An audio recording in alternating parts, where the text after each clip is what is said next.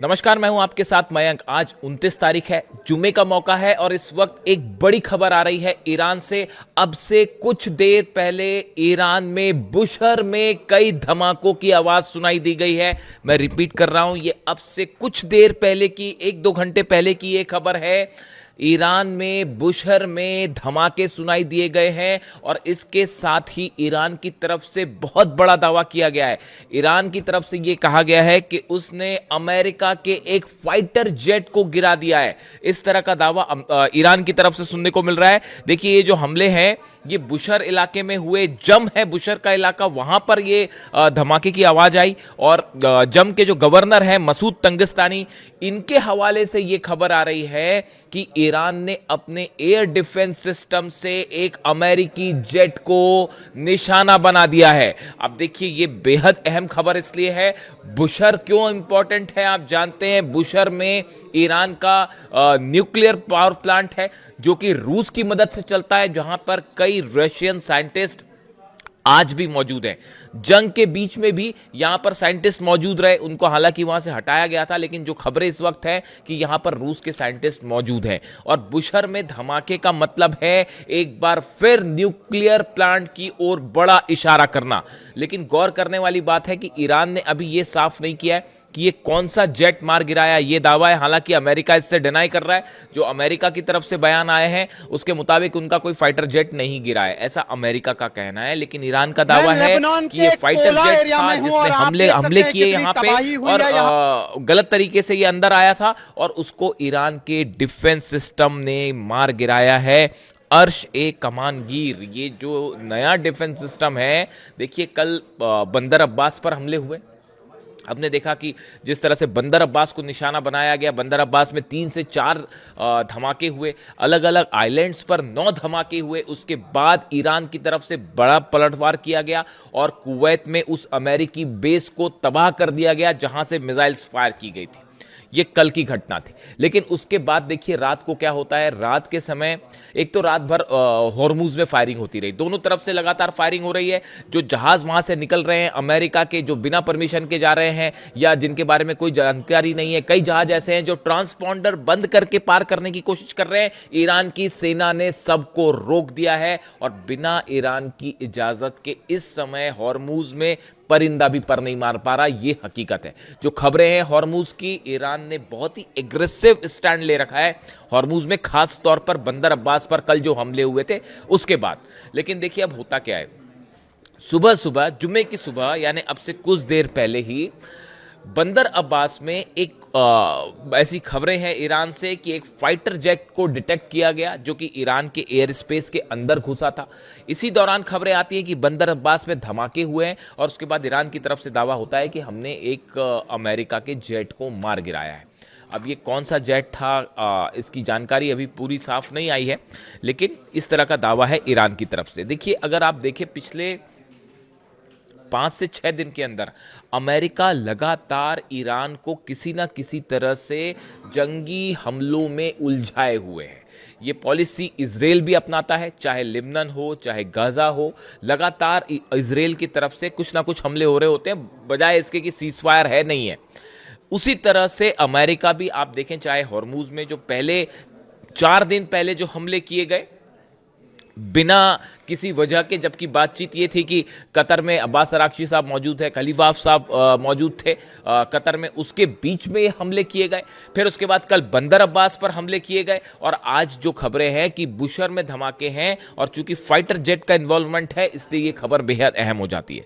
अब देखिए, सवाल ये है कि 2 चीजें हैं। एक तो आपने खबरें लगातार सुनी होगी कि एक नए ड्राफ्ट की चर्चा है जिसमें 30 दिन के सीज फायर का भी जिक्र है और 60 दिन के भी सीज फायर का जिक्र है कि अमेरिका और ईरान क्या 60 दिन के लिए सीज फायर बढ़ाएंगे। देखिए, एक बात तो ये सच है कि ऐसा एक ड्राफ्ट तैयार किया गया है, इसमें अब 2 मत नहीं है। ईरान की न्यूज एजेंसी की तरफ से 2 दिन पहले इस ड्राफ्ट की कुछ कंडीशंस जो है वो सामने आई थी। अब ये बात साफ है कि ये ड्राफ्ट पर काम किया गया है और ईरान की तरफ से भी इस पर काम हुआ है, अमेरिका की तरफ से भी काम हुआ है। अब इसमें 30 या 60 दिन के सीज फायर का जिक्र है, जंग रोकने का जिक्र नहीं है।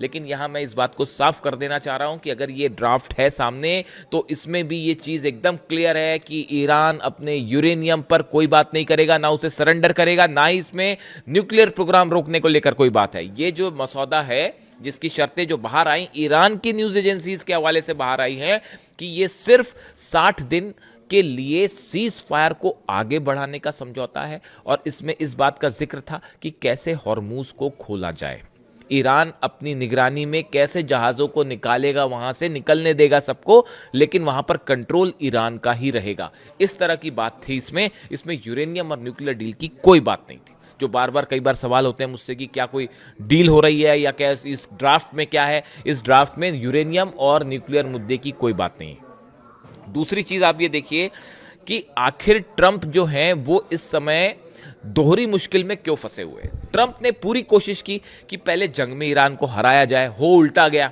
अमेरिका के सारे बेस तबाह हो गए, अमेरिका के 40-42 प्लेन्स गिर चुके हैं और उसके बाद हालात ये है कि अब ये नई खबर आ गई है कि एक और जेट डाउन है। कभी क्लेम नहीं करेगा अमेरिका का कि जेट डाउन है। अब आप वेट करिए क्या होता है, ईरान की तरफ से ये क्लेम है, देखते हैं क्या होता है। ना आप ईरान को हरा पाए, हुआ उल्टा कि ईरान को हराने चले थे, खुद हार बैठे। बातचीत करने पे आप ईरान को झुका नहीं पाए और वो सवाल ही नहीं है। ईरान में जो नेता हैं, खासतौर पर जो हार्ड लाइनर्स हैं, वो बेहद गुस्से में हैं और वो किसी तरह का कोई समझौता नहीं करेंगे, चाहे फिर से पूरी जंग क्यों ना करनी पड़ जाए। तो आप बातचीत में ईरान को नहीं झुका पाए। अरब देशों ने कोशिश कर ली, कोई डील नहीं करवा पाए। तो अब रास्ता क्या बचता है? देखिए 11 तारीख से अमेरिका में फीफा वर्ल्ड कप शुरू होने जा रहा है, जिसके होस्ट इस बार है, फुटबॉल वर्ल्ड कप शुरू होने जा रहा है, जिसके होस्ट में अमेरिका है, मैक्सिको है, कनाडा है। ऐसे में डोनाल्ड ट्रंप ये नहीं चाहते कि फुटबॉल वर्ल्ड कप के दौरान किसी तरह का जंग हो, किसी तरह के हमले हों। इसलिए डोनाल्ड ट्रंप ये चाहते हैं कि फुटबॉल जितने समय तक वर्ल्ड कप चले उस दौरान ईरान के साथ किसी तरह की कोई जंग ना हो। इसलिए ये सीज फायर के प्रस्ताव पर जो मुझे लग रहा है डोनाल्ड ट्रंप तैयार होते दिख रहे हैं। साइन करना उनकी मजबूरी है और कुछ होगा नहीं, वो अल्टीमेटली इस बात के लिए तैयार होंगे। आप देखिए इस बात को, वरना फुटबॉल वर्ल्ड कप गया, अगर जंग होगी पूरा यूरोप जलेगा। अगर इस बार जंग होती है, आप ईरान पर हमला करेंगे तो आप इसका नतीजा देखेंगे। ईरान की तरफ से साफ कह दिया गया है, आप इस बार 7 से 8 हजार रेंज वाली मिसाइल देखेंगे ईरान की, इसमें कोई शक नहीं है। और यह बात अमेरिका भी जानता है, इसीलिए बार बार कह रहा है कि यूरोप तक रेंज है, यूरोप तक रेंज है। आप मार्को रूबियो का बयान उठा के देख लीजिए, पीट हेग्सेट का बयान उठा के देख लीजिए। अमेरिका के तमाम एक्सपर्ट्स इस बात को बता रहे हैं कि इस बार यूरोप तक हमले हो सकते हैं और ऐसी सूरत में फुटबॉल वर्ल्ड कप तो गया, फिर भूल जाइए आप उसको। और यह अमेरिका के लिए बड़ा झटका होगा कि अमेरिका में फुटबॉल वर्ल्ड कप होता है और वो अमेरिका की पॉलिसीज की वजह से ही गड़बड़ा जाए। तो ऐसी सूरत में डोनाल्ड ट्रंप इस बात को नहीं चाहते, इसीलिए यह कोशिश है कि किसी तरह फिलहाल हालात को टाल दिया जाए और एक सीज फायर कर लिया जाए। लेकिन इस बात को ईरान के तमाम एक्सपर्ट, सिक्योरिटी काउंसिल के सदस्यों की ये राय है कि अगर ये जंग में सीज फायर होता भी है तो जैसे ही ये फुटबॉल वर्ल्ड कप खत्म होगा, अपनी सुविधा के मुताबिक अमेरिका फिर से हमला करेगा और इस बात के लिए ईरान तैयार है। और जिस स्पीड से ईरान में मिसाइल्स का मैन्युफैक्चरिंग हो रही है, ड्रोन्स की मैन्युफैक्चरिंग हो रही है, उसने अमेरिका को कहीं पीछे छोड़ दिया है। अमेरिका के थार्ड खत्म है, अमेरिका की टॉमहॉक्स मिसाइल्स को बहुत ज्यादा कमी आ गई है। ऐसी सूरत में अभी तक चीन और रशिया की तरफ से कुछ हो जाए तो काउंटर ना कर पाए अमेरिका, ये हालात खड़े हो गए। अगले 4 साल तक लगातार जब थर्ड सिस्टम्स बनाए जाएंगे, पेट्रियट बनाए जाएंगे, टॉमहॉक मिसाइल्स बनाई जाएगी, तब वो जो डेफिसिट है वो पूरा होगा। ये खबरें हैं सोर्सेस के मुताबिक। तो ऐसी, और जबकि ईरान में आप देखिए धड़ाधड़ मिसाइल्स बन रही हैं और चीन से सप्लाई भी हो रहा है, वो कोई ब्लॉकेट नहीं रोक पा रहा। आप उठा के देख लीजिए, पता कर लीजिए, दुनिया के हर डिफेंस एक्सपर्ट इस बात को समझ रहे हैं। चीन की तरफ से बड़ी संख्या में, बड़ी मात्रा में मिसाइल्स बनाने का सामान जो है पोटेशियम परक्लोरेट तेजी से लगातार ईरान को सप्लाई किया जा रहा है, बंदर अब्बास पहुंच रहा है, ईरान के पोर्ट्स पर पहुंच रहा है। ये जो धमाके होते हैं, बीच बीच में खबरें आती हैं जो, वो उसी लोकेशंस को टारगेट करने की कोशिश की जाती है। और हालात ये है, देखिए कल जो मिसाइल फायर हुई, खुर्रम शहर फायर हुई, उस बात को लेकर कंफर्मेशन आ गया अब कि जो कुवैत पर मिसाइल फायर हुई वो खुर्रम शहर मिसाइल फायर हुई थी, और खुर्रम शहर को कोई नहीं रोक पाया। वो रोकने का मतलब ही नहीं था, लगे रहे अमेरिका के तमाम जो है जहाज खड़े रहे बीच में, रोक लेना था, रोक ले पाए आप, नहीं रोक पाए ना। अल्टीमेटली उसने कुवैत में उड़ा दिया बेस को, सीधा हिट किया मिसाइल ने। कुवैत का डिफेंस सिस्टम ड्रोन रोक पाया, ड्रोन रोकने वाली बात एक अलग होती है, पर खुर्रम शहर 4 को आप कैसे रोकोगे, वो गिरी जाके वहां से। तो ये बात सऊदी अच्छी तरह से समझ रहा है, ये बात यूएई अच्छी तरह से समझ रहा है। इसीलिए सऊदी जो है, एक तो देखिए जितने मुस्लिम देश हैं, डोनाल्ड ट्रंप की लाख कोशिशों के बावजूद कोई अब्राहम अकॉर्ड पर साइन करने को राजी नहीं है और इसराइल को मान्यता देने को राजी नहीं है ना सऊदी। देखिए इसकी सबसे बड़ी वजह यह है कि जितने अरब देश हैं ये इस बात को अच्छी तरह से समझ चुके हैं कि ईरान के गुस्से से अगर कोई बचा सकता तो ईरान ही बचा सकता है, वो अमेरिका नहीं बचा सकता, ये बात तो तय है। और इसीलिए जो कुवैत से जो हमले हुए उसके बाद नतीजा जो था, ये ट्रेलर दिया ईरान ने, और ईरान का देखिए स्टैंड बिल्कुल साफ है, जैसा हमला होगा वैसी जवाब दिया जाएगा। ये खामेनी साहब की पॉलिसी, अली खामेनी साहब की पॉलिसी है, जिसने चारों खाने चित्त कर दिया। देखिए अली खामेनी साहब का जिक्र मैं आज फ्राइडे है, शुक्रवार है, जुम्मे के दिन आपको पता ही है, मैं तो जंग की बात ही नहीं करता था और हमेशा जो है अली खामेनी साहब की जो टीचिंग्स है उनके ऊपर वीडियो बनाता था, लेकिन क्या किया जाए, शायद मंजूर नहीं है कुछ लोगों को शांति ना, तो इसीलिए फिर अब जंग की बात की जाएगी। तो अली खामेनी साहब जितनी ज़्यादा उन्होंने शांति का संदेश दिया, जितना ज़्यादा उन्होंने जो है ज्ञान का प्रचार प्रसार किया, वो उतने ही अच्छे जो है वो मिलिट्री कमांडर भी थे। और हकीकत ये है साहब, गांठ बांध के रख लीजिए इस बात को, अली खामेनी साहब की पॉलिसीज पे चलकर आज अमेरिका को उन्होंने घुटने पर ला दिया है। हर क्षेत्र में अमेरिका को आउटप्ले कर दिया है। पूरी दुनिया देख रही है इस बात को कि आपने जंग में अमेरिका को हराया, बातचीत में आप जो है वो अमेरिका पर भारी पड़ते दिख रहे हैं, और अब तो यह हाल हो चुका है कि अमेरिका की मजबूरी हो गई है सीज फायर करना। और इजराइल का क्या होगा साहब, वो तो अब भविष्य जानता है कि क्या होगा। पूरे मिडिल ईस्ट का पावर बैलेंस बदल चुका है। ईरान अब मिडिल ईस्ट का सबसे बड़ा पावर है, और मिडिल ईस्ट का ही नहीं, अब ईरान और इजराइल की तुलना नहीं हो सकती। अगर अमेरिका इजराइल की मदद करना छोड़ दे और ईरान और अमेरिका की जंग हो जाए, तो आप सोचिए इजराइल का क्या होगा। और हालात तो अब इजराइल और ईरान की तुलना ही नहीं है, अब तो मामला सिर्फ अमेरिका का है, और दुनिया के सबसे बड़े सुपर पावर का होना दावा करने वाले देश को ईरान ने घुटनों पर ला दिया है। और ये अली खामेनी साहब की एग्रेसिव पॉलिसी का नतीजा है। उनकी तरफ से बात हमेशा कही जाती थी कि अमेरिका की कमजोरी यह है कि अगर उसने आपके खिलाफ जरा भी एग्रेशन दिखाया, आप उससे ज्यादा एग्रेसिव हो जाइए, अगर आप दबे तो और हमले होंगे आप पे जो है लगातार अत्याचार होंगे, लेकिन अगर आप एग्रेसिव हो जाते हैं तब अमेरिका जो है डोनाल्ड ट्रंप और अमेरिका पीछे हटना शुरू कर देते हैं। इसका एग्जांपल लेटेस्ट समझिए, 5 अलग अलग तरह की न्यूक्लियर मिसाइल्स फायर करी रूस ने यूक्रेन के ऊपर।